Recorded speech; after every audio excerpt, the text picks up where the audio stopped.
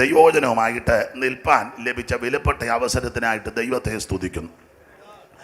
ഞാൻ തോമ്പിക്കണ്ടത്തെ ഒരു വാക്യം വായിച്ചിരുന്നു. ഞാൻ പറഞ്ഞു അതിനെയും 25-ാം തീയതി വീണ്ടും അവിടെ പോകണം, ദൈവം അനുവദിച്ച. ഞാൻ പറഞ്ഞു അന്നേരം അതിൻ്റെ ബാക്കി പറയാമെന്ന് പറഞ്ഞു. അത് വാക്യം ഒന്ന് വായിച്ചേരത്. അതല്ല പ്രസംഗിക്കുന്നത് 129-ാം സങ്കീർത്തനം 1-ാം വാക്യം. അത് ഞാൻ അവിടെ വായിച്ചേച്ചാ ഇങ്ങോട്ട് വന്നത്. ഇവിടെയും കൂടെ ഒന്ന് വായിച്ചേക്കാം. ഇസ്രായേൽ പറയേണ്ടത് എന്തെന്നാൽ അവർ എന്റെ ബാല്യം മുതൽ പലപ്പോഴും എന്നെ ഉപദ്രവിച്ചു. അവർ എന്റെ ബാല്യം മുതൽ പലപ്പോഴും എന്നെ ഉപദ്രവിച്ചു. എങ്കിലും അവർ എന്നെ ജയിച്ചില്ല. സ്തോത്രം. ആമേൻ. വേദപുസ്തകം തിരുത്താൻ നമുക്ക് പ്രമാണമില്ല. തിരുത്തിയാൽ കൂട്ടിയാൽ കുറച്ചാൽ ബാധ വരും. ഇതിനകത്തെ ബാധ തന്നെ, വെളിയെന്നല്ല. എങ്കിലും ജീവിതാനുഭവത്തോട് ബന്ധപ്പെട്ട് പറയാം. ഇവിടെ വായിക്കുന്നത് ഇസ്രായേൽ പറയേണ്ടതെന്നാൽ അവർ എൻ്റെ ബാല്യം മുതൽ എന്നെ, ഞാൻ പറയട്ടെ, അനീഷ് കാവാലം പറയേണ്ടതെന്നാൽ ബാല്യം മുതൽ ഉപദ്രവിച്ചു. ബഹുവചനം അവരെന്ന ഒരാളല്ല, പക്ഷേ ജയിച്ചില്ല. കാരണം നമ്മുടെ കഴിവല്ല. ഞാനും നിങ്ങളും ആരാധിക്കുന്ന സേവിക്കുന്ന ഒരുവൻ ജയിച്ചവനാ. എല്ലാറ്റെയും ജയിച്ച ഒരുവനെ ഞാനും നിങ്ങളും ആരാധിക്കുന്നത്. ഇന്ന് രാത്രി പരാജയത്തിന്റെ പടുകുടിയിൽ കിടക്കുന്ന ആരെങ്കിലും എന്നെ കേൾക്കുന്നെങ്കിൽ അവൻ ദൈവമക്കളോട് ഇന്ന് രാത്രി ഓർപ്പിക്കട്ടെ, ജയം തരുവാൻ കഴിവുള്ള ഒരുവൻ നമ്മുടെ കൂടെയുണ്ട്. അത് നസറായനാകുന്ന യേശു ക്രിസ്തുവാ. അവൻ കുഞ്ഞാടിന്റെ രക്തത്താലും അവിടുത്തെ തിരുവചനത്താലും നമുക്ക് ജയമാണ്. ഇന്ന് രാത്രി അനുഭവിക്കുന്ന ദൈവമക്കൾ ദൈവത്തിന് മഹത്വം കൊടുക്കണം. ആമേൻ. നിന്നെ പരാജയപ്പെടുത്തുവാൻ, തകർത്ത് കളയുവാൻ, നശിപ്പിച്ച് കളയുവാനൊക്കെ വൈരി അണിയറകളിൽ വൈതരണി ഒരുക്കുമ്പോൾ വിശ്വസ്തയോടെ, വിശുദ്ധിയോടെ, വേർപാടോടെ പ്രമാണത്തിന് വേണ്ടി നിന്ന് പ്രാർത്ഥിച്ച് പൊരുതിയാൽ നീ പരാജയപ്പെടുവാൻ ദൈവം അനുവദിക്കത്തില്ല. നിന്റെ പരാജയത്തെ ഇന്ന് രാത്രി ദൈവം ജയമാക്കി തീർക്കും. പിന്നെ അനുഭവത്തിൽ നിന്നൊരു കാര്യം പറയാം. പ്രാർത്ഥനയായതിൻ്റെ ആയുധം. നീ സ്വോത്ര കാഴ്ച കിട്ടുന്ന കാശെടുത്ത് കോടതിയിലും കൊടുത്ത് വക്കീലിനും കൊടുത്ത് ഗുണ്ടകളെ ഇറക്കി. ഒരുത്തൻ എന്നോട് പറഞ്ഞു, മട്ടാഞ്ചേരുന്നു ഗുണ്ടനെ. ഗുണ്ട നിന്റെ മട്ടാഞ്ചേരിന്നും ഗുണ്ട ഇറക്കണ്ട. പിന്നെ ഒരു സ്ഥലമുണ്ടല്ലോ തിരുവനന്തപുരത്ത്, ചെങ്കച്ചൂള, അതെല്ലാം അറിയാം. മട്ടാഞ്ചേരിന്നും ഗുണ്ട ഇറക്കണ്ട, ചെങ്കച്ചൂളെന്ന് ഇറക്കണ്ട. ഇന്നാളൊരു അച്ചായനോട് പറഞ്ഞു, ഞങ്ങൾ ചേലക്കൊമ്പുകാരാണ്. ചേലക്കൊമ്പ് പെന്തിപ്പാസൊക്കെ അറിയാം ചേലക്കൊമ്പിന്റെ കാര്യം എന്നാ.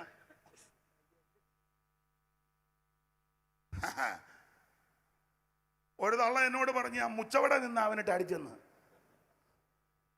ചൂടും കാണിച്ചു തന്നു. നീ ഒന്നിനും പോകരുത്. സ്തോത്രം. ദൈവമക്കൾ തരുന്ന കാശ് കൊടുത്ത് കേസിനും പോകരുത്, കോടതിക്കും പോകരുത്. പിന്നെ നമുക്കെതിരെ വല്ലവരും കേസ് കൊടുത്താൽ പോയോക്കുള്ള നിയമം അങ്ങനെ. നീയായിട്ട് മെനക്കേട് ഒപ്പിക്കരുത്. സ്തോത്രം. സ്തോത്രം. ജീവിതത്തിന്റെ അനുഭവത്തിൽ നിന്നാ പറയുന്നത്. പ്രശ്നങ്ങൾ രൂക്ഷമാകുമ്പോൾ, പോരാട്ടങ്ങൾ വർദ്ധിക്കുമ്പോൾ ദൈവസന്നിധി മുഴങ്കാലം എടുക്കണം. പ്രാർത്ഥിക്കുന്ന നിനക്ക് വേണ്ടി യുദ്ധം ചെയ്യുന്നൊരു ദൈവമുണ്ട്. പ്രാർത്ഥിക്കുന്ന നിനക്ക് വേണ്ടി ഇറങ്ങി വരുന്ന ഒരു ദൈവമുണ്ട്. ആകാശം കീറിമുറിച്ച് ആകാശം ചായിച്ചിറങ്ങി. അവൻ ന്യായാധിപന്മാരുടെ പുസ്തകത്തിൽ ഒരു വാക്യം എങ്ങനെയുണ്ട്, വീരന്മാരുടെ മധ്യേ യഹോവയും എനിക്കായിട്ട് ഇറങ്ങി വന്നു. വായിച്ചേ ഞാൻ വിഷയം വിട്ടു പോകുന്നെങ്കിലും വായിച്ചോ. ന്യായാധിപന്മാരുടെ പുസ്തകം 5-ാം അധ്യായത്തിന്റെ 13 മുതൽ വായിച്ചേ. 5-ന്റെ 13 മുതൽ പെട്ടെന്ന് ആരാ വായിക്കുന്നത്? എവിടാ? എവിടെയും അന്ന് ശ്രേഷ്ഠന്മാരുടെ ശിഷ്ടവും പടജനവും എനിക്കായിട്ട്.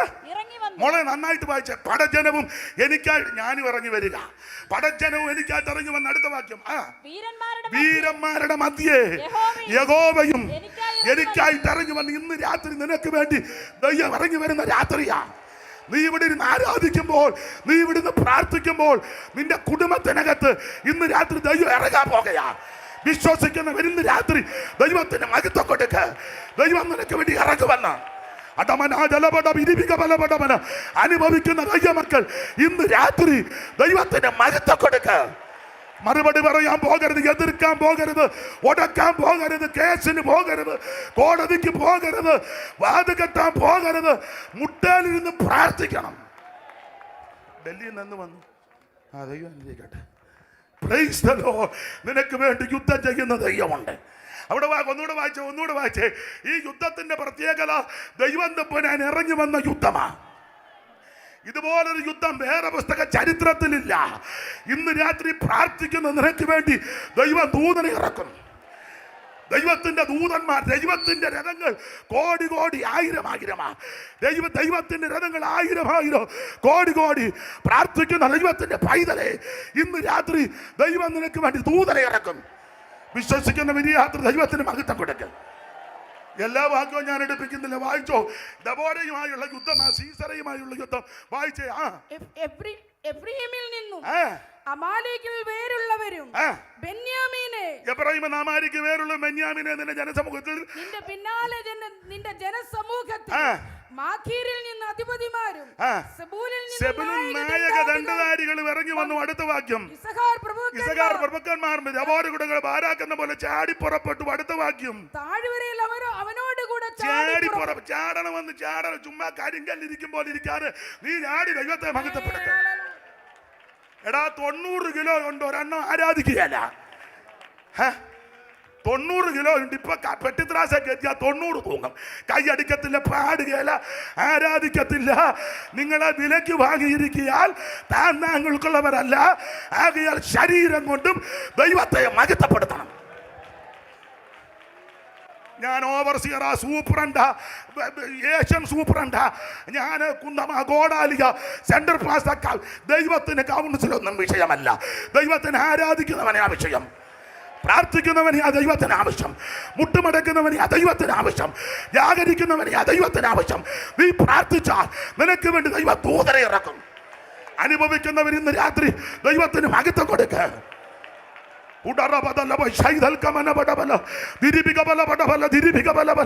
ഇന്ന് രാത്രി ദൈവം നിനക്ക് വേണ്ടി ഇറങ്ങി പ്രവർത്തിക്കും. വായിച്ചേ കർത്തൃദാസി, വായിച്ചേ. മനോനിർണയങ്ങൾ ഉണ്ടായി. പുള്ളി രൂപൻ മൂത്തവനാ. ആരാ? യാക്കോബിലെ ലേയായി കൂടി ജനിച്ച 4 പിള്ളേർ. ആദ്യം രൂപൻ. ഇവരെല്ലാം ബൈബിൾ സ്കൂളിലെ അധ്യാപകരും. ഞാൻ പേടിച്ചാ പറയുന്നത്. സ്തോത്രം. മനക്ക് കയറി പിടിക്കും. അപ്പൊ അതുകൊണ്ട് ലേയായിക്ക് ആദ്യം 4 പിള്ളേര്. രൂപൻ, ശിമയോൻ, ലേവി, യഹൂദ. ഇവൾ അനിഷ്ടയെന്ന് കണ്ടതാ. അപ്പന് വലിയ താല്പര്യമില്ലായിരുന്നു. അതിന് ആ രാത്രി കല്യാണം നടത്തിയപ്പം ആദ്യം ഇവളെ അങ്ങ് കൊടുത്തു. എന്തോ നിങ്ങൾ രണ്ടും കൂടെ പറയാനേ? എൻ്റെ പ്രസംഗം തെറ്റിയെന്നായിരിക്കും. ഒരു ആട്ടെ, ഞാനും അപ്രീഷിയേറ്റ് ചെയ്യും. ഒരു ഇംഗ്ലീഷ് ഇരിക്കട്ടെ. പിന്നെ അച്ഛൻ തന്നെ ഇംഗ്ലീഷ് പറഞ്ഞാൽ പോരല്ല, ഞാനും പറയണ്ടേ.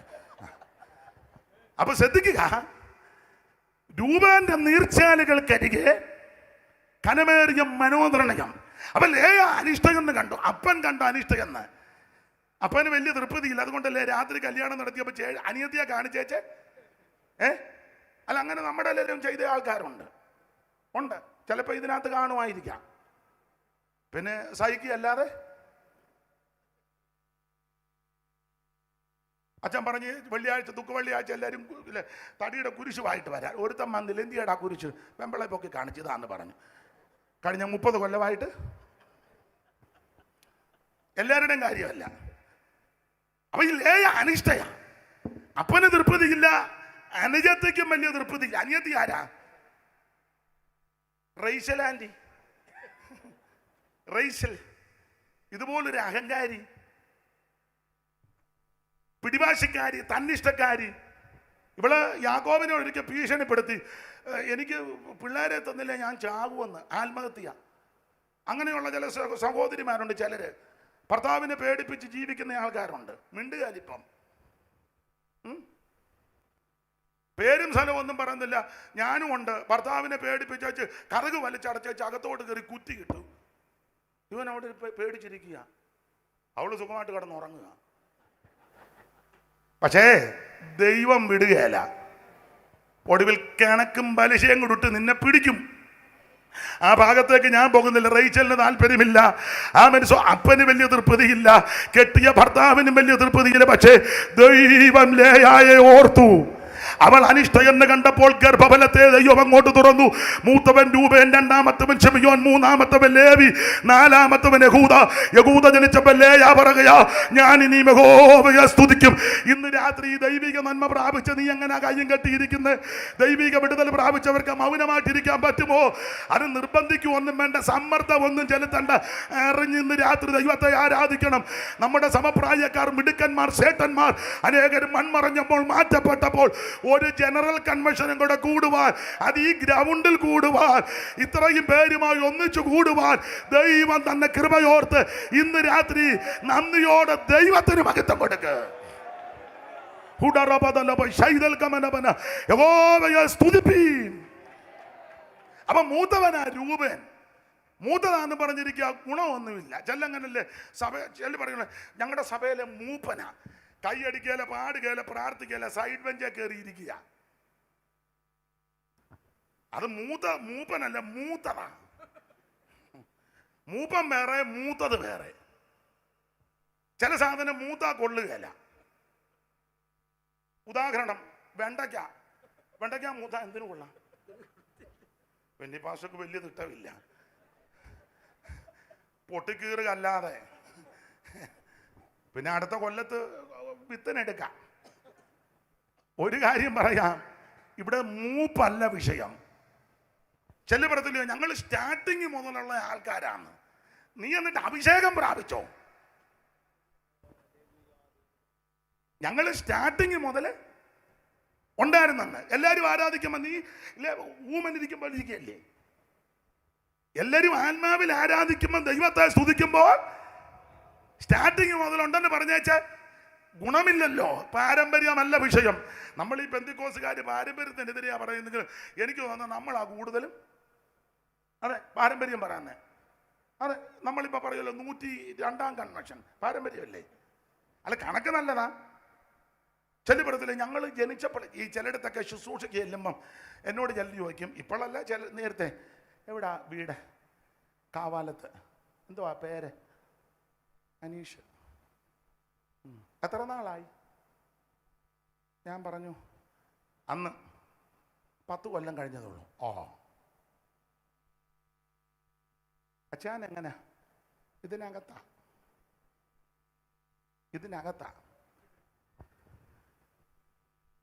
ആട്ടെ, ഞാൻ ആ ഭാഗത്തേക്ക് പോകുന്നില്ല. പാരമ്പര്യം പറയാതെ നീ ദൈവത്തെ ആരാധിക്കണം. രൂപൻ മൂത്തവനാ, പക്ഷേ മനോനിർണയമാ, കണക്ക് കൂട്ടല. ചിലരങ്ങനാന്നല്ല, മുഴുവൻ കണക്ക് കൂട്ടിയല്ലേ കാര്യം ചെയ്യുന്നേ. നല്ല കണക്കാന്നേ കുഴപ്പമില്ല, ആവശ്യമില്ലാത്ത കണക്ക്. നമ്മൾ ഈ യോഗം നടത്തിയാൽ നമുക്ക് എന്തുകൊണ്ട് ലാഭം? കണക്കാ. ഞാൻ വണ്ടി എടുത്താൽ ചിലപ്പോൾ അപ്പുറത്തുകാരും എൻ്റെ വണ്ടി കയറി വരാൻ സാധ്യത ഉണ്ട്. അതുകൊണ്ട് ഞാൻ വണ്ടി മനോനിർണയം. പേരും സ്ഥലവും പറയുന്നില്ല. ഒരു സെൻട്രൽ പാസ്റ്റർ എന്നോട് പറഞ്ഞു, അനീഷേ, നമ്മൾ ഈ കൺവെൻഷൻ നടത്തിയാൽ നമുക്ക് എന്തുകൊണ്ട് ലാഭം? ഞാൻ പറഞ്ഞ, അച്ഛാ, കാളക്കച്ചവടമല്ല ഇത്, കാളക്കച്ചവടമല്ല, സുവിശേഷ വേലയാ. നഷ്ടോലാഭമല്ല ഇവിടുത്തെ വിഷയം. ഒരാത്മാവ് രക്ഷിക്കപ്പെടുക എന്നുള്ളതാ വിഷയം. ഇന്ന് രാത്രി എന്നെ കേൾക്കുന്ന പ്രിയരെ, പാരമ്പര്യം പറഞ്ഞ് അവൻ ആചാരങ്ങൾ പറഞ്ഞിരിക്കാതെ ഇന്ന് രാത്രി ദൈവത്തെ മഹത്വപ്പെടുത്തണം. വായിച്ച് ഓടിച്ചു വിട്ടേക്കാം. രൂപേന്റെ നീർച്ചാലുകൾക്കരികെ കനമേറിയ മനോനിർണയങ്ങളുണ്ടായി. വായിക്കേ. ആട്ടിൻകൂട്ടങ്ങൾക്കരികെ കുടലൂത്ത് കേൾപ്പാൻ നീ തൊടുത്തുകൾക്കിടയിൽ താമസിച്ച് കിടക്കുന്നത് എന്ത്? അടുത്ത വാക്യം. രൂപേന്റെ നീർച്ചാലുകൾക്കെതിരെ കനമേറിയ മനോനിർണയങ്ങളുണ്ടായി. അടുത്ത വാക്യം. ഗിലെയാദ് യോർദാനക്കരെ പാർത്തു. പിന്നെ അടുത്തത് ആശേർ സമുദ്ര തീരത്ത് അനങ്ങാതിരുന്നു. പുള്ളി യോഗത്തിന് വരും, അനങ്ങുകയല്ല.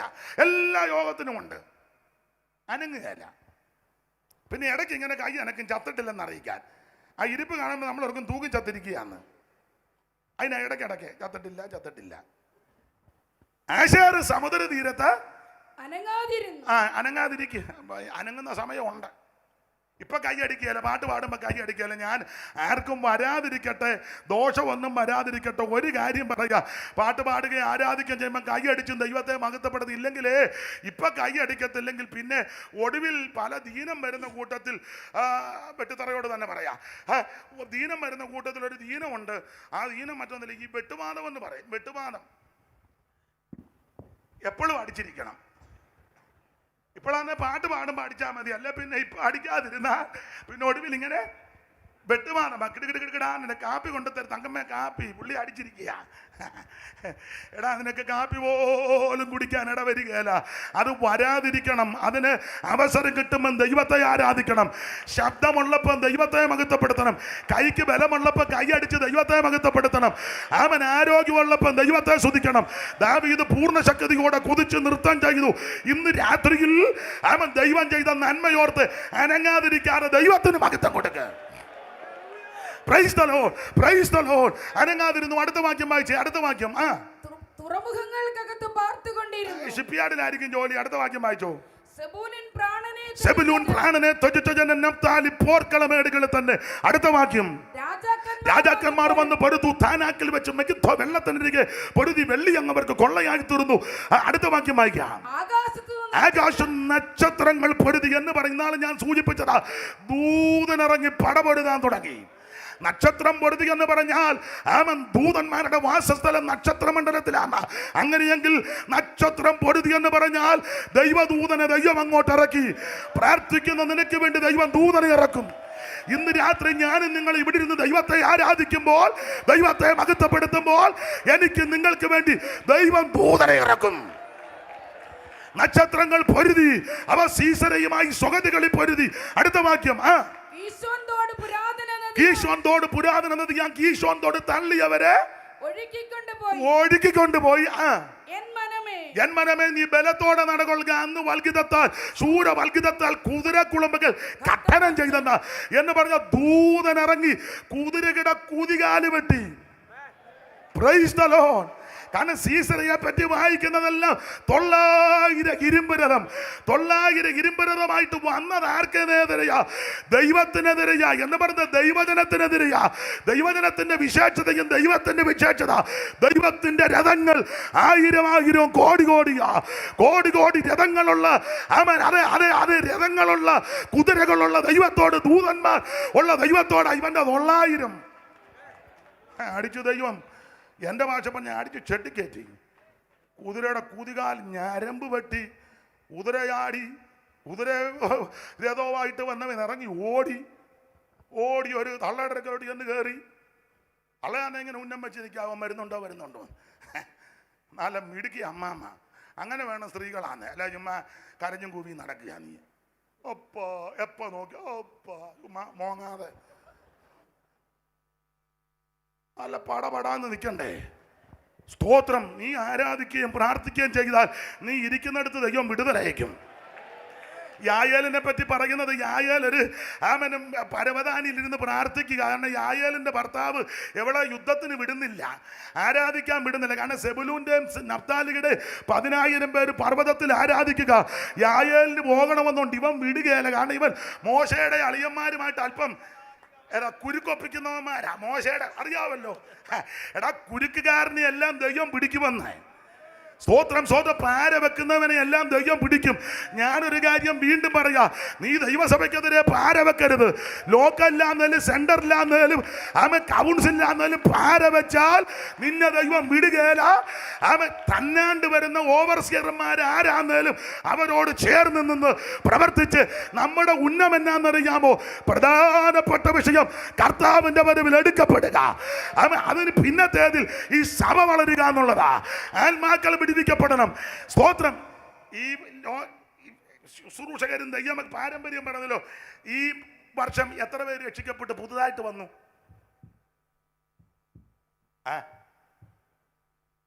ഉള്ളതൂടെ 2 പോയതല്ലാതെ എല്ലാവരുടെയും കാര്യമല്ല. എത്ര എണ്ണത്തിന് സ്നാനപ്പെടുത്തി? സ്നാനപ്പെട്ടവന് ഇപ്പൊ സംശയപ്പെടണ്ടായിരുന്നെന്ന് ആ പരുവത്തിനാക്കി. ഇനിയിപ്പോൾ സ്നാനപ്പെടണമെങ്കിൽ പിള്ളേർ സ്നാനപ്പെടണം. നമ്മളാണ് അവനോട് പറയാം മുങ്ങടാ മുങ്ങടാ, അവൻ പറഞ്ഞ ഞാനിപ്പം മുങ്ങനോ. പിന്നെ അവൻ അറ്റ കൈക്ക് പറഞ്ഞടാ നിന്റെ കല്യാണം നടക്കേണ്ടതാ, അന്നാ മുങ്ങ. അവനെ രാത്രി കൊണ്ട് മുക്കും. അങ്ങനെ അതല്ലല്ലോ സ്നാനം. പണ്ട് വള്ളക്കാലില് സ്ഥലവും ഒന്ന് പോയി ഒരപ്പച്ചനെ മുക്കി. എം.വി. വർഗീസ് അപ്പച്ചനെ കണ്ടാ മുക്കുന്നത്. മുക്കി അങ്ങോട്ട് വിട്ട് അപ്പച്ചൻ്റെ സൂക്കേടെല്ലാം തീർന്നല്ലോ ഒന്ന്. അയാൾ വീട്ടിൽ പോയി. സൂക്കേട് തീർക്കാനാണോ സ്നാനം? തിരുമൂലപുരം ജോർജ് കുട്ടി ഒരാളെ മുക്കി വിട്ടപ്പോൾ അവൻ ഉണ്ടായിട്ട് അക്കരയ്ക്ക് പോയി. പോകുക എന്ന് പോലും അവൻ പറഞ്ഞില്ല. പിന്നീട് അറിഞ്ഞ് കണ്ണാട്ടിപ്പുഴ കറിയാൻകുട്ടിയുടെ വീട്ടിൽ അവൻ കയറിയിരിക്കുകയായിരുന്നു. പിന്നത്തേതിൽ അന്വേഷിച്ചപ്പം അവൻ അല്പം പിരിയുള്ളവനാ. പിറ്റേന്ന് കല്യാണം നടത്താൻ മുക്കിയടാ. വെള്ളം ചെവിയിലോട്ട് കയറിയപ്പോൾ അവൻ അവധി. ഇത് കല്യാണം നടത്താനല്ല സ്നാനം. സ്തോത്രം, യേശുവിനോട് ചേരാനാ. ആട്ടെ, ഞാൻ ആ ഭാഗമൊന്നും വിവരിക്കുന്നില്ല. ജീവിക്കുന്ന ആരാധിക്കുന്ന ദൈവമക്കൾക്ക് വേണ്ടി ദൈവം യുദ്ധം ചെയ്യും. അന്ന് വൽഗതത്താൽ ശൂരവൽഗതത്താൽ കുതിരക്കുളുമ്പകൾ കട്ടനം ചെയ്തു. ഇന്ന് രാത്രി ആ വിഷയം വിടുക. പ്രാർത്ഥിക്കുന്ന നിനക്ക് വേണ്ടി ദൈവം യുദ്ധം ചെയ്യും. നമ്മൾ എടുത്ത വിഷയത്തോടൊന്ന് കൂറ് പുലർത്തി 2 കാര്യം പറഞ്ഞ് നിശ്ചയിക്കപ്പെട്ട സമയത്ത് എൻ്റെ മെസ്സേജ് നിർത്തുക. അതിനാണ് ഞാൻ വാച്ചൂടെ മേടിച്ചത്. ചിലർ എന്നെ പറ്റി പറഞ്ഞ് അയാൾക്ക് ബോധമൊന്നുമില്ലെന്ന്. അത് ഞാനിന്ന് കാണിക്കാം. ബോധമുണ്ടോ വിവരമുണ്ടോ എന്ന്. ദൈവത്തിന് മഹത്വം. അപ്പൊ ശ്രദ്ധിച്ചേ, ഇവിടെ വായിച്ചത് യേശു ആ വാക്ക് കാര്യമാക്കില്ല. ചരിത്ര പശ്ചാത്തലം ഒന്നും വിസ്തരിക്കുന്നില്ല. പുതിയ നിയമത്തിലെ ആദ്യത്തെ 4 പുസ്തകം അത് സുവിശേഷ പുസ്തകങ്ങളാണ്. മൊത്തം ആദ്യത്തെ 5 പുസ്തകം ചരിത്ര പുസ്തകങ്ങളാണ്. മത്തായി, മർക്കോസ്, ലൂക്കോസ്, യോഹന്നാൻ, പിന്നെ അപ്പോസ്തല പ്രവൃത്തി. ഈ 5 പുസ്തകവും ചരിത്ര പുസ്തകമാണ്. ആ 5 പുസ്തകം ചരിത്ര പുസ്തകത്തിൽ 4 പുസ്തകം യേശു ക്രിസ്തുവിൻ്റെ ചരിത്രമാണ്. അതാ നല്ല ചരിത്രം. അതാ ഏറ്റവും ശ്രേഷ്ഠമേറിയ ചരിത്രം. ഞാൻ പറയാനുണ്ട്, നമ്മുടെ ചരിത്രം ഒന്നും അധികം പറയാതിരിക്കുന്നതാ അതാ നല്ലത്. ഞങ്ങളുടെ ഒരു അച്ചായൻ്റെ അപ്പം മരിച്ചു, ഞാനും ഉണ്ട്. അപ്പോൾ അവരുടെ മെയിൻ ആൾക്കാർ വന്നപ്പം അവർ ഈ സാക്ഷ്യത്തിന് സമയം കൊടുക്കും. അപ്പോൾ എല്ലാവരും വരുന്നൊരു സാക്ഷി പറയുക, അപ്പച്ചൻ്റെ മോനാണ്, മരുമകളാണ് എന്നൊക്കെ പറഞ്ഞ്. അപ്പോൾ ഒടുവിൽ എനിക്ക് വേണ്ടപ്പെട്ട അച്ചായൻ എഴുന്നേറ്റ് പറഞ്ഞു, ഞാൻ ഈ അപ്പച്ചൻ്റെ ഇത്രാമത്തെ മകനാണ്. ഞാൻ കൂടുതൽ ചരിത്രങ്ങളൊന്നും പറയുന്നില്ല. എല്ലാവരുടെയും ചരിത്രവും എല്ലാ ചരിത്രവും എല്ലാവർക്കും അറിയാമല്ലോ. അതാ നല്ലത്. നമ്മുടെ ഒരു ചരിത്രവും വിളമ്പാതിരിക്കുന്നതാണ് നല്ലത്. അവസരം കിട്ടിയാൽ യേശുവിനെ പറ്റി പറയുക. യേശുവിൻ്റെ ചരിത്രം കേൾക്കാൻ കൊള്ളാവുന്ന ചരിത്രം, പറയാൻ കൊള്ളാവുന്ന ചരിത്രം, പറഞ്ഞു വരുമ്പോൾ ഒന്നും വിഴുങ്ങാൻ ഇടയില്ലാത്ത ചരിത്രം, അവൻ ആരും കേട്ടിരിക്കുന്ന ചരിത്രം, ആരും അവൻ സന്തോഷിക്കുന്ന ചരിത്രം. ഒരൊറ്റ ചരിത്രമേ ഉള്ളൂ, അത് നസറയനാകുന്ന യേശുവിൻ്റെ ചരിത്രം. അതാ 4 പുസ്തകം. മത്തായി, മർക്കോസ്, ലൂക്കോസ്, യോഹന്നാൻ. മത്തായി അവൻ ചരിത്ര പുരുഷനാകുന്ന യേശുവിനെ രാജാവായിട്ട് തെളിയിച്ചു. മർക്കോസ് ദാസനായിട്ട് തെളിയിക്കുന്നു. നിങ്ങൾക്കറിയാം, ലൂക്കോസ് സമ്പൂർണ്ണ മനുഷ്യനായിട്ട് തെളിയിക്കുന്നു. യോഹന്നാൻ യേശു ദൈവമാണെന്ന് തെളിയിക്കുക. യേശു ക്രിസ്തു ഏക ദൈവം, നിത്യദൈവം, സത്യദൈവം, സാക്ഷാൽ ദൈവം, ജീവനുള്ള ദൈവം, യേശുവിനെ തെളിയിക്കുക. ആ മർക്കോസിന്റെ സുവിശേഷമാണ് നമ്മൾ വായിച്ചത്. മറ്റ് 3 സുവിശേഷകന്മാരിൽ നിന്നും വ്യത്യസ്തരാ. റോമാക്കാരെ ഉന്നം വെച്ച് എഴുതിയത് കൊണ്ട് സാധാരണ പഠിപ്പിക്കുന്നവർക്കറിയാം, റോമാക്കാർക്ക് ഈ വലിച്ചു വാരി പറയുന്നതും നീട്ടി പറയുന്നതൊന്നും ഇഷ്ടമല്ല. ഞാനും നിങ്ങളുമൊക്കെ ഒത്തിരി നീട്ടും. ഇന്ന് പകൽക്കാലം ഹല്ലേലൂയ അത്ര ഒന്നും എടുക്കേണ്ട സമയമില്ല. എന്നാൽ നമ്മൾ നിന്ന് ഇപ്പം അങ്ങനെ നമ്മുടെ സഭകളിൽ അധികം സാക്ഷ്യമില്ല. പണ്ടൊക്കെ നമ്മുടെ അമ്മച്ചിമാർ നിന്ന് കറങ്ങുന്ന കാണാം. ഹല്ലേലൂയ. പണ്ടൊരു ചിങ്ങമരത്തൊരു തള്ള കറങ്ങി നേരെ അങ്ങ് തിരിഞ്ഞു പോയി, കണ്ണടച്ച് കറങ്ങിയതാ. ഇരുന്നപ്പം വേറൊരു തള്ളയുടെ തലയിലോട്ട്. ഞാൻ നിർമ്മിത കഥ പറഞ്ഞതല്ല, പെണ്ണിച്ചാൻ അറിയാം, പറയണ്ട. അവസാനം സഭ 2ആയി. ഒരു സാക്ഷി പറഞ്ഞപ്പം മറ്റേ തള്ളയെ അവരുടെ കൊച്ചുങ്ങളും പറഞ്ഞു, വാടി കൊച്ചുങ്ങളെ നമുക്ക് പോകാം, വേറെ സഭയുണ്ടാക്കാണ്ട് പറഞ്ഞു. തള്ള പോയി ഒരു സഭയുണ്ടാക്കി ചായ്പിനകത്ത്. അപ്പൊ ഇപ്പോൾ ഈ സാക്ഷികളൊക്കെ ഇങ്ങനെയൊക്കെ ഉണ്ട്. ഞാനൊരു കാര്യം പറയാം, നമ്മുടെ ചരിത്രം ഒന്നും അധികം പറയണ്ട. നിനക്ക് അവസരം കിട്ടിയാൽ യേശുവിനെ പറ്റി പറ, യേശുവിൻ്റെ കാര്യം പറ. യേശു നിന്നെ വിടുവിക്കും, യേശു നിന്നെ രക്ഷിക്കും, യേശു നിന്നെ സൗഖ്യമാക്കും. യേശുവിൽ കൂടി വിടുതലുണ്ട്. മർക്കോസ് ഒത്തിരി ഒന്നും നീട്ടി വലിച്ചു പറയുന്നില്ല.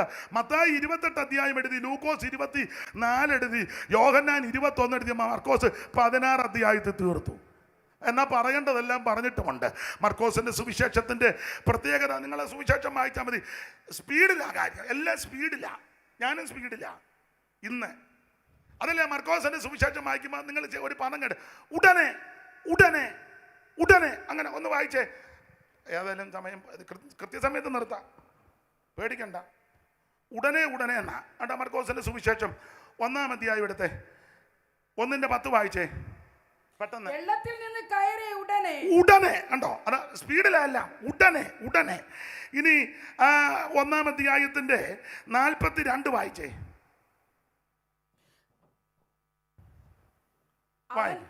അവന് മനസ്സുണ്ടോ ശുദ്ധമാക്കാ എന്ന് പറഞ്ഞു ഉടനെ ഉടനെ ഉടനെ. ഇനി 2-ാം അധ്യായത്തിന്റെ 2-ാം വാക്യം വായിച്ചേ. ഉടനെ വാതിക്കൽ പോലും ഇടമില്ലാതെ വണ്ണം ഉടനെ, അവിടെ ഉടനെ. ഇനി 3-ാം അധ്യായത്തിന്റെ 6-ാം വാക്യം വായിച്ചേ. ഉടനെ പരീശന്മാർ പുറപ്പെട്ടു. ഉടനെ. അപ്പൊ ഈ മർക്കോസ് നീട്ടിക്കെട്ടുകൊണ്ടും പറയുന്നതെല്ലാം സ്പീഡിലാണ്. അതാ ഉടനെ ഉടനെ ഉടനെ, വേഗത്തിൽ കാര്യം പറയണം, അതാ ഏറ്റവും നല്ലത്.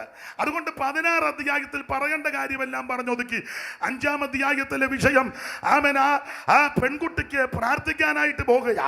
പള്ളിപ്രമാണിയുടെ മകള് ദീനം വന്ന് കലശലായി യേശുവിനോട് വന്ന് പറയുകയാ, അവൾ ദീനം വന്ന് മരിപ്പാറായി, യേശു വന്ന് പ്രാർത്ഥിക്കണം. അതിൻ്റെ പുറകിലെത്തിയ അധ്യായം പഠിച്ചാൽ സന്ധ്യ ആയപ്പോൾ അക്കരയ്ക്ക് പോയി, പടകിൽ കയറി അക്കരയ്ക്ക് പോയി. കാറ്റും കോളും തിരമാലകളും ഉയർന്നു, പക്ഷേ അവിടുന്ന് കാറ്റിനെ ശാന്തമാക്കി തന്നു. പടക് മുങ്ങുമെന്ന് തോന്നുമാറായി, പക്ഷേ അവിടെ എഴുന്നേറ്റ് കാറ്റിനെ ശാസിച്ചു. പടക് മറകര കയറി ഗദരദേശത്തെ ഭൂതഗ്രസ്തന് വിടുതല കൊടുത്തു. അതിനുശേഷം രക്തസ്രവക്കാരി സ്ത്രീക്ക് യേശു സൗഖ്യം കൊടുത്തു.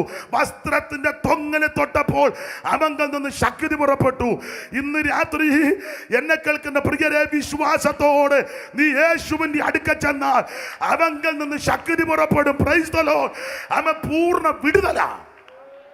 തിരിച്ചിങ്ങോട്ട് വന്നപ്പം ഓടി വന്ന് പറഞ്ഞു, ഇനി ഗുരുവിനെ അസഖ്യപ്പെടുത്തണ്ട, ബാല പെൺകുട്ടി മരിച്ചു.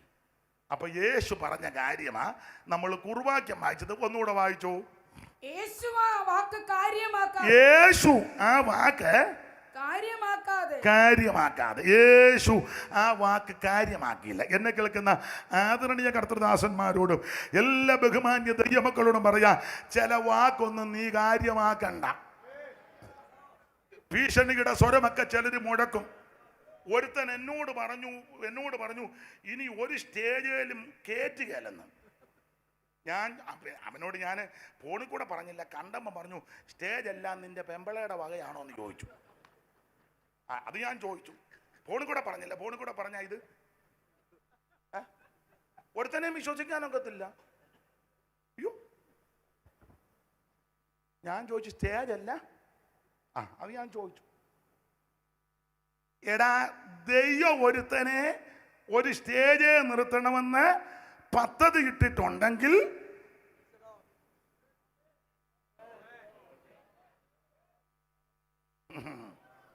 ബാക്കി എന്നെ കൊണ്ട് നിങ്ങൾ പറയിപ്പിക്കണം. നിങ്ങളങ്ങ് പറ. എല്ലാം ഞാൻ തന്നെ എന്തിനാ പറയുന്നത്, നിങ്ങളൂടെ പറ. ദൈവം ഒരുത്തനെ ഉയർത്താൻ പദ്ധതി ഇട്ടിട്ടുണ്ടെങ്കിൽ, ദൈവം ഒരുത്തനെ ഒരു അഭിഷേകത്തോടെ നിർത്തിയിട്ടുണ്ടെങ്കിൽ, നിനക്ക് വിരോധമായിട്ടുണ്ടാക്കുന്ന ഒരു ആയുധവും ഫലിക്കത്തില്ല. പിന്നെ എൻ്റെ അനുഭവത്തിൽ പറയാ, മറുപടി പറയരുത്, എതിർക്കരുത്, ഉടക്കരുത്, ഉതയ്ക്കാൻ പോകരുത്, കേസിന് പോകരുത്. ഒരുത്തൻ പറഞ്ഞു, ഞാൻ എന്തുമല്ല ഇത് ഇങ്ങനെ വെച്ചോണ്ട് പറയുന്ന സാധനം ഉണ്ടല്ലോ, എനിക്കാന്ന് ഇത് അറിയത്തുമില്ല. ഈ നമ്മൾ ഇരുന്ന് കഴിയുമ്പോൾ മൈക്കെല്ലാം കൂടെ കൊണ്ടുവച്ച് അതിനെന്നാ പറയുന്നേ, ആൾക്കാരെല്ലാം മീഡിയക്കാരെല്ലാം വന്ന് എന്നതാ പത്രസമ്മേളനം. അവന്റെ കുന്തം. ഞാൻ പറഞ്ഞ ആദ്യം നീ പത്രസമ്മേളനം നടത്തെ, ബാക്കി നമുക്ക് പിന്നെ കാണാം. മറുപടി ഒന്നും പറഞ്ഞില്ല. എൻ്റെ തൊഴിൽ എന്നാന്നറിയാം. അതോടെ പറയാം. ഞാൻ ആരും അറിയാതിരുന്ന അങ്ങോട്ട് മുഴങ്കാലിൽ ഇരിക്കും, പോരാടി പ്രാർത്ഥിക്കും. മുട്ടയിലങ്ങോട്ട് ഇരിക്കുമെന്ന് ഇരുന്ന് പോരാടി പ്രാർത്ഥിക്കും. വെളുപ്പിനെ എഴുന്നേക്കും, ഇരുന്നങ്ങോട്ട് ജാഗരിക്കും, സ്വോത്രം പറയും. ഓരോരുത്തൻ്റെ പേര് പറഞ്ഞ് സ്വോത്രം പറയും. അവൻ മുടിഞ്ഞു പോകാനല്ല, അവൻ മാനസാന്തരപ്പെട്ട് മടങ്ങി വരാനാ, നശിച്ചു പോകാനല്ല. അതുകൊണ്ട് എൻ്റെ സഹപഠൻ ഞാൻ നിങ്ങളെ പഠിപ്പിക്കുമൊന്നുമല്ല, അതിന് ഞാൻ ആളല്ല. എൻ്റെ സഹപഠന്മാരോട് പറയട്ടെ, മുട്ടേലിരിക്കണം, മുട്ടേലിരിക്കണം, മുഴങ്കാലിന്മേലിരിക്കണം, പ്രാർത്ഥനയിൽ പോരാടണം, അപ്പോൾ ദൈവം നിനക്ക് വേണ്ടി ഇറങ്ങി വരുമെന്ന്. Price the Lord. അപ്പൊ ചില ഭീഷണിയുടെ സ്വരമൊന്നും കേട്ട് യേശു ആ വാക്ക് പറഞ്ഞത് ഇതാ, ബാല മരിച്ചു പോയെന്ന്. ആരോടാ ഇത് പറയുന്നത്? അന്ന് ഈ പൊട്ടം വർത്താനം പറയാതിരിക്കണ്ടേ. അവിടുന്ന് ആരാന്നറിയാമോ? അവിടുന്ന് ജീവനായകനാ, ജീവനായകനാ, അവിടുന്ന് രക്ഷാനായകനാ, അവിടുന്ന് വിശ്വാസത്തിന്റെ നായകനാ. ജീവനായകനോടാ പറയുന്ന മരിച്ചു പോകുന്നു. അവൻ സ്തോത്രം, മരിച്ചു നാറ്റം വെച്ച് 4 ദിവസമാകുന്ന ലാസനെ ഉയർപ്പിച്ച് അവൻ വെളിയിൽ കൊണ്ടുവന്നവന് അവൻ ബാലവിഷയമല്ലെന്ന്. Praise the Lord. പാട്ടെല്ലാം വരുന്നുണ്ട്, ജയ്സനും ഒക്കെ ഉള്ളതുകൊണ്ട് പാടണമെന്നുണ്ട്. നിങ്ങൾ ഇപ്പൊ ചിന്തിക്കുക, പാടായിരുന്നല്ലോ, താമസിച്ച് വന്നത് കൊണ്ടല്ലേ, അപ്പൊ അതുകൊണ്ട് പാടുന്നില്ല. ഞാൻ എന്നെ തന്നെ അങ്ങ് അടക്കുക. ദൈവത്തിന്റെ മഹത്വം. ഒന്നും കാര്യമാക്കരുത്. മരിച്ചു പോയെന്ന് പറഞ്ഞു കാര്യമാക്കരുത്. നാറ്റം വെച്ചവനെ ഉയർപ്പിക്കുന്നവനാ വന്നിരിക്കുന്നത്. ഡോക്ടർമാർ പറയും ഇതോടെ തീർന്ന്, ബ്രെയിൻ ട്യൂമറാ, ക്യാൻസറാ, തൊണ്ടക്കുഴിയിൽ ഒരു ചെറിയ അനക്കമേ ഉള്ളു, ഇനി അധിക നാള് ഇല്ല. അറിയിക്കേണ്ടവരെയല്ല അറിയിച്ചോ. ഇന്ന് രാത്രി ഞാൻ വിശ്വാസത്തോടെ പറയാം, നീ അത് കാര്യമാക്കരുത്. ഇന്ന് രാത്രി നീ അത് കാര്യമാക്കരുത്. ഈ രാത്രി നീ അത് കാര്യമാക്കരുത്. ഞാൻ നിന്നെ സൗഖ്യമാക്കുന്ന യഹോവ, അവന്റെ അടിപ്പിണരാൽ നിനക്ക് സൗഖ്യം വന്നു പിരിക്കുക. മിസ്രയർക്ക് വരുത്തിയ ഒരു വ്യാധിക്ക് ഞാൻ നിനക്ക് വരുത്തുകയില്ല. ഞാൻ നിന്നെ സൗഖ്യമാക്കുന്ന യഹോവ, അവന്റെ അടിപ്പിണരാൽ നിനക്ക് സൗഖ്യമാ. ഏറ്റെടുക്ക്, ഇന്ന് രാത്രി വചനം ഏറ്റെടുക്ക്. നിന്റെ രോഗബന്ധനങ്ങൾ ഇന്ന് രാത്രി ദൈവം അടിക്കും. മരണഭീതികളെ ഇന്ന് രാത്രി ദൈവം അടിക്കും. മരണഭാഷത്തെ ഇന്ന് രാത്രി ദൈവം അടിക്കും. മരണത്തിന്റെ ദൂതനെ ഇന്ന് രാത്രി വെട്ടിമാറ്റും. ദൈവം നിനക്ക് വേണ്ടി വഴി തുറക്കും. Price the Lord. ഞാൻ വേഗത്തിൽ 2 കാര്യത്തോടെ പറഞ്ഞു നിർത്തുക. ദൈവത്തെ എനിക്ക് ഒന്നുകൂടെ പറയാം. എന്നെ ശുശ്രൂഷയ്ക്ക് ക്ഷണിച്ചതിന് ബഹുമാനപ്പെട്ട ഓവർസിയറോടും മുൻ ഓവർസിയർമാരോടും എല്ലാ സെൻട്രൽ പാസ്റ്റർമാരോടും ചുമതലപ്പെട്ടവരോടും ഒരിക്കൽ കൂടെ നന്ദി പറയുക. പ്രസംഗിച്ചില്ലെങ്കിൽ ഇവിടെ വന്നല്ലോ, എനിക്കിതെല്ലാം കണ്ടത് തന്നെ വലിയ സന്തോഷം. ഇതിനു മുമ്പ് തന്നെ ദൈവദാസന്മാർ വിളിച്ചിട്ടുണ്ട്. സാം പാസ്റ്റർ ആദ്യം ആഞ്ഞിലിത്താനത്ത് വിളിക്കുന്നത്, പിന്നെ സണ്ണക്കുട്ടി പാസ്റ്റർ. നിങ്ങളെല്ലാം സഹകരിക്കുന്നതിൽ ഒത്തിരി നന്ദി. എനിക്ക് വേണ്ടി പ്രാർത്ഥിക്കണേ. ഞാൻ തൊലയുന്ന കാണാൻ കുറേ അവന്മാരിരിപ്പുണ്ട്. ഉണ്ടെന്ന് അയ്യോടി, നിങ്ങൾ ഈ കേരളത്തിലൊന്നും അല്ലേ? അതോ ഇന്തോനേഷ്യയിൽ ഇന്നലെ വന്നതാണോ? അയ്യോ, ഞാൻ ചത്തുപോകാൻ. എടാ, ജീവനായകനെ ആരാധിക്കുന്നേ, മരണഭാഷത്തെ അടിക്കുന്നവനെയാ ഞാനും നീയും സേവിക്കുന്നത്. മരണത്തിന്റെ കണി പോലും നിന്നെ തൊടുകയല്ല. അനർത്ഥ ദിവസത്തിൽ ദൈവം നിന്റെ കൂടാരത്തിൽ നിന്നെ ഒളിപ്പിക്കും. തിരുനിവാസത്തിന്റെ മറവി ദൈവം നിന്നെ മറയ്ക്കും. നിന്നെ പാറമേൽ ഉയർത്തുന്ന ഒരു ദൈവമുണ്ട്. നിനക്ക് വിരോധമായിട്ട് ഉണ്ടാക്കുന്ന ഒരായുധം ഫലിക്കത്തില്ല. നമ്മുടെ ആയുധം പ്രാർത്ഥനയാ, നമ്മുടെ ആയുധം പ്രാർത്ഥനയാ. ദൈവത്തിന് മഹത്വം. യേശു ആ വാക്ക് കാര്യമാക്കിയില്ല. 2 വാക്യം വായിച്ചോ, വ്യാഖ്യാനിക്കുന്നില്ല. അറിവുള്ള ഭാഗമായതുകൊണ്ട് വായിച്ചു വിട്ടാൽ മതി. കാര്യമാക്കുക. 1, ബാല മരിച്ചു, അതൊന്നും കാര്യമാക്കില്ല, യേശു ഉയർപ്പിച്ചു. 2, ശാമുവേലിന്റെ 1-ാം പുസ്തകം 17:43 വായിച്ചേ. പെട്ടെന്ന് വായിച്ചോണേ, പെട്ടെന്ന്. എന്നോട് പറഞ്ഞതനുസരിച്ച് ഒരു 8 മിനിറ്റ് കൂടെ ഉണ്ട്. പെട്ടെന്ന് വായിച്ചു. ഫെലിസ്ത്യർ ദാവീദിനോട്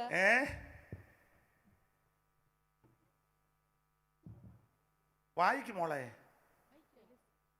ഫെലിസ്ത്യൻ ദാവീദിനോട്. പുള്ളിക്കാരിക്ക് അയാളെ ഇഷ്ടമല്ലെന്ന് തോന്നുന്നു. എന്നാലും വായിച്ചു. ഫെലിസ്ത്യൻ ദാവീദിനോട്, നീ വടികളുമായി എന്റെ നേരെ വരുവാൻ. നീ വടികളുമായിട്ട് എന്റെ നേരെ വരാൻ ഞാൻ നായോ എന്ന് ചോദിച്ചു. തന്റെ ദേവന്മാരുടെ നാമം ചൊല്ലി. ഇവൻ അങ്ങ് നാമം ചൊല്ലുക. നിന്ന് അങ്ങ് നാമം ചൊല്ല് തന്നെ. നാമം ചൊല്ല്. 5 ദൈവങ്ങളുണ്ട്. 6-ാം അധ്യായത്തിന്റെ 17 കിടപ്പുണ്ടല്ലോ. 5 ദൈവങ്ങൾ വ്യാഖ്യാനിക്കുന്നില്ല. ഗത്തിലെ ദേവൻ, എക്രോന്യ ദേവൻ, അസ്കലോന്യ ദേവൻ. ദൈവങ്ങളുടെ നാമം ചൊല്ലുക. ദേവന്മാരുടെ നാമം ചൊല്ലി ദാവീദിനെ ശപിച്ചു. ഇങ്ങനെയുള്ള ശാപവാക്കുകളും നാമം ചൊല്ലും ദേവന്മാരുടെ പേരുമൊക്കെ പറയുമ്പോൾ നീ അത് കാര്യമാക്കരുത്. അറബിക്കെട്ടുണ്ട്, അമ്പലക്കെട്ടുണ്ട്, പള്ളിക്കെട്ടുണ്ട്, പൗരോഹിത്യമന്ദിരം. നമ്മുടെ ആൾക്കാർക്ക് ചില ശൈലി കൊണ്ട് ചൊല്ലിക്കെട്ടി, ചൊലുത്തിക്കെട്ടി, അവിടെ കെട്ടി, ഇവിടെ കെട്ടി, ആകെ കെട്ടി നാളുകളായി നിന്നെ ബന്ധിക്കുന്ന ചില അന്ധകാരത്തിൻ്റെ. പണ്ടൊരാൾ പ്രാർത്ഥിച്ച് ശാസിച്ചപ്പം ശാസിക്കാനുള്ള ആരോഗ്യമില്ല, ശ്വാസിക്കുന്നു, മൈക്കേലങ്ങ് തുപ്പി. ഞങ്ങളുടെ സഭയിലൊരു അമ്മയുണ്ട്, ശാസിക്കുന്നത്. ഒരു കാര്യം പറയാം, ഈ ദേവന്മാരുടെ നാമം ചൊല്ലല് കേട്ട്, ശാപവാക്കുകൾ കേട്ട് നമ്മളത് കാര്യമാക്കരുത്. എന്നാ, യഹോവ പ്രാകാത്തവനെ ആര് പ്രാകും? യഹോവ ശപിക്കാത്തവനെ ആര് ശപിക്കും? ദൈവം നിന്നെ ഉയർത്തും, ദൈവം നിന്നെ മാനിക്കും. നിന്റെ സന്തതിക്ക് ദോഷം വരികയില്ല, നിന്റെ ശുശ്രൂഷ അസ്തമിക്കാൻ ദൈവം അനുവദിക്കത്തില്ല. ഇന്ന് രാത്രി വിശ്വസിക്കുന്നവർ ദൈവത്തിന് മഹിത്വം കൊടുക്കുക. ശാപവാക്കുകൾ പറയുമ്പോൾ, ദേവന്മാരുടെ നാമം ചൊല്ലുമ്പോൾ ദൈവമക്കൾ അത് കാര്യമാക്കരുത്. ഞാൻ പുസ്തകം മടക്കി നിർത്തി, ഒരു വാക്യോടെ വായിച്ചു. ഇല്ലേ, പുസ്തകം തുറന്നിരിക്കുമ്പോൾ നിങ്ങൾ പറയും അയാൾക്ക് ഇളക്കം കയറിയതേ ഉള്ളെന്ന്. അതുകൊണ്ട് അങ്ങ് നിർത്തി. 15:9 വായിച്ചോ മോളെ. പുറപ്പാട് പുസ്തകം 15:9. ഞാൻ ഇവിടെ ഇരുന്നോളാം, നിങ്ങൾ ഇനിയും വിഷമിക്കേണ്ടത്. അയ്യോ, അവിടെ ഇരുന്നു. എന്നാൽ ശൗലും ജനവും അവിടെ ഇരുന്നു. എന്നാൽ ശൗലും ജനവും പുറപ്പാട് 15:9 ശൗലും ജനമാണോ? ഞാൻ പിന്തുടരും. ഞാനും പിന്തുടരാൻ വരുവാ. വായിച്ചേ. ഞാൻ പിന്തുടരും, പിടിക്കും, കൊള്ള പങ്കിടും. എന്റെ ആശ അവരാൽ പൂർത്തിയാകും. പിന്നെ അടുത്തത് ഞാൻ എന്റെ വാളൂരും എന്റെ കയ്യവരെ നിഗ്രഹിക്കുമെന്ന് ശത്രു പറഞ്ഞു. നീ അത് കാര്യമാക്കരുത്. പറവം പുറകാവുന്നവർക്ക് പിന്തുടരും, പിടിക്കും, കൊള്ള പങ്കിടും, വാളൂരും, വെട്ടും. എടാ, തന്റെ കുറുപ്രാവിന് ദൈവം ദുഷ്ടമൃഗത്തിന് ഏൽപ്പിക്കത്തില്ല. ഇന്ന് രാത്രി പറവോന്റെ കെട്ടിന് ദൈവം പൊട്ടിക്കുന്ന രാത്രിയാ. പറവോന്റെ ശക്തികള് ഈ രാത്രി ദൈവം തകർക്കുന്ന രാത്രിയാ. അനുഭവിക്കുന്ന ഒരറ്റം മുതൽ മറ്റേ സൈഡ് വരെ ഇന്ന് രാത്രി ആത്മാവിൽ ബലപ്പെട്. ദൈവസഭയിലെ ദൈവമക്കൾ ദൈവത്തെ ആരാധിക്ക്. പറവോന്റെ വാക്ക് നീ കാര്യമാക്കരുത്. ഞാൻ പിന്തുടരും, ഞാൻ പിടിക്കും, കൊള്ള പങ്കിടും, വാളൂരും, വെട്ടും. ഇതൊന്നും നീ കാര്യമാക്കരുത്. ഇന്ന് രാത്രി നിന്നെ ചുറ്റി പരിപാലിക്കുന്ന ദൈവമുണ്ട്, നിന്നെ സംരക്ഷിക്കുന്ന ദൈവമുണ്ട്, നിന്നെ ആദരിക്കുന്ന ദൈവമുണ്ട്. ആരും മൗനമായിരിക്കാതെ ഇന്ന് രാത്രി ദൈവത്തിന് മഹത്വം കൊടുക്ക്. ഓ, മരിച്ചുപോയി കാര്യമാക്കണ്ട. യേശു ഉയർപ്പിക്കും. ഗോലിയാത്തിന്റെ വാക്ക് കാര്യമാക്കരുത്, ശാപങ്ങൾ കാര്യമാക്കരുത്, പറവോന്റെ വാക്ക് കാര്യമാക്കരുത്. ഓ, ദിപികമനബല. ഒരു പഴയ പാട്ടിന്റെ 2 ചരണങ്ങൾ പാടിക്കോ, ബാക്കി പിന്നാലെ അവർ ചൊല്ലും. എല്ലാവരുടെ ചേർന്ന് പാടിയാട്ടെ. ജയത്തിൻ കോശം, ഉല്ലാസകോശം, ഭക്തരിൻ കൂടാരം എന്നും പുതുഗീത മഹത്വ. ചേർന്ന് കൈയടിച്ച് അഭയം താനവർക്കെന്നും. ഓ